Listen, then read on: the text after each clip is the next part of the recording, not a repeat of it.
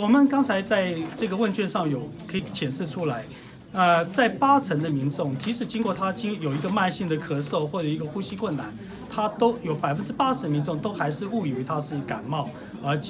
就因为自己先下了一个错误的诊断，所以他就去找了一个相关的科别去看病。那所以在这样的状况之下，通常会延误到他们的诊断。所以我们常常碰到有些病人转诊过来被确诊为菜瓜布肺之前，可能都已经经过2、3家的医疗院所，甚至经过2、3个以上的科别，然后才到比较末期才过来。所以这是我们学会这次希望能够借由这次的记者会跟我们的健走活动，能够提醒大家对这个疾病的认知，